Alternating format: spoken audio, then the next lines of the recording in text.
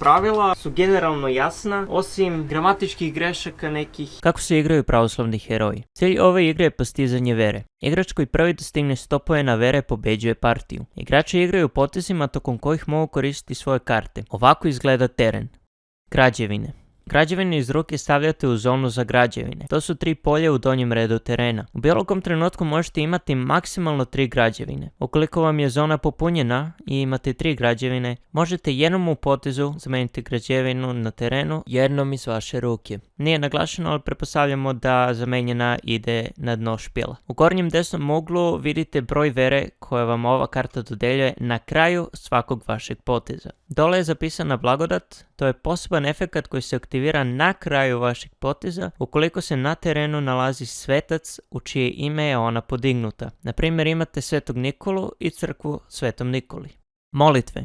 Molitve aktivirate tako što ih iz ruke stavljate u molitvenik. To je jedna zona na levoj strani vašeg terena. Iskorištene molitve se ređaju jedna na drugu u molitveniku i postaju neiskoristive. Prva molitva koju igrač odigra u partiji je obavezna da se pročita. Nakon aktiviranja svake molitve se morate prekrstiti. Ukoliko to ne učinite, vaš komšija vas može opomenuti i dobiti veru umjesto vas. U gornjem desnom uglu se nalazi broj vere koje vam ova karta dodeljuje u trenutku kada je aktivirate. Dole je zapisano blagodat. To je poseban efekat koji se aktivira u trenutku aktiviranja molitve ukoliko se na terenu nalazi svetac kome je ona posvećena. Na primjer, imate Svetog Nikolu i aktivirali ste molitvu Svetom Nikoli.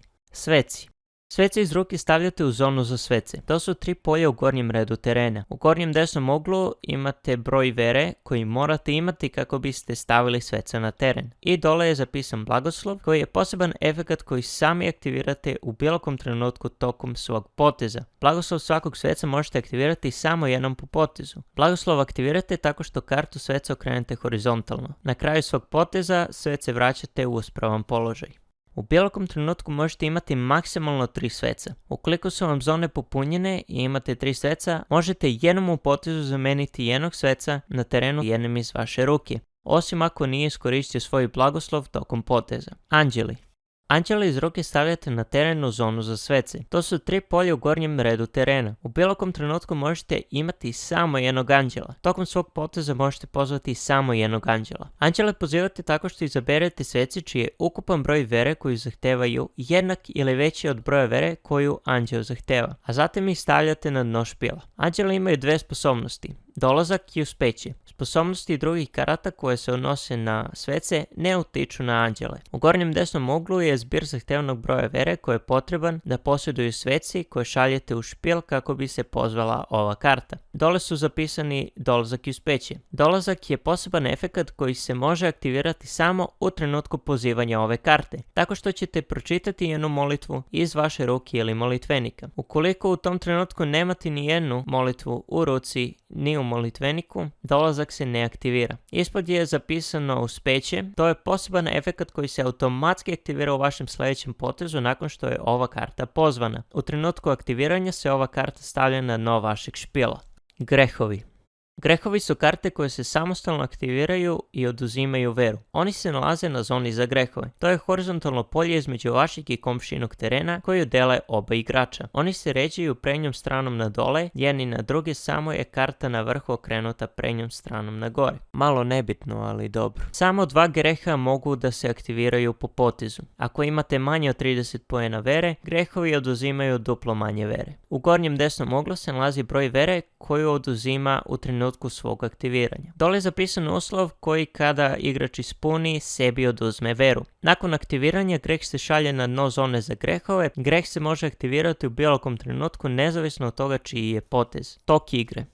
Igru započinjete tako što oba igrača promešaju svoje špilove i zatim daju jedno drugom da ih preseku. Svoje špilove stavljaju na teren kao i grehove. Čiji grehovi se stavljaju na teren zavisi od dogovora. Oba igrača se moraju dogovoriti oko toga ko igra prvi. Ukoliko ne mogu da se dogovore, oboje gube partiju. Oba igrača zatim vuku po 6 karata iz svog špila. Ukoliko su nezadovoljni kartama koje su povukli, mogu bilo koji broj karata iz ruke poslati na dno špila i povući isti toliki broj broj karata sa vrha svog špila. Igrač koji igra prvi ne vuče kartu na početku prvog poteza. Tokom poteza igrač postavlja građevine, svece i tako dalje. Kada igrač odluči da završi svoj potez, on to najavljuje i obračunava sve efekte građevina sa svoje strane terena. Nakon što igrač sračuna i dodeli veru od građevina i aktivira i razreši njihove blagodati, igrač proverava koliko karata ima u ruci. Koliko ima više od 8 karata, uzima po odabiru karti iz svoje ruke i šalje ih na dno špila, sve dok nema 8 karata u ruci. Nakon toga, red na igru prelazi na drugog igrača. Drugi igrač povlači kartu i igra svoj potez. Igra se ovim tokom nastavlja sve dok neko ne dostigne 100 poena vere. Istog trenutka kada neko dostigne 100 poena vere, igra se završava i pobeđuje onaj koji ih je dostigao. Pobednik je dužan da čestita protivniku na dobro odigranoj partiji. Ukoliko to ne učini, njegova pobjeda je anulirana. Svaki efekat koji vam dozvoljava da uzmete kartu iz špila ili je iz njega aktivirate, vas obavezuje da nakon toga promešate špil.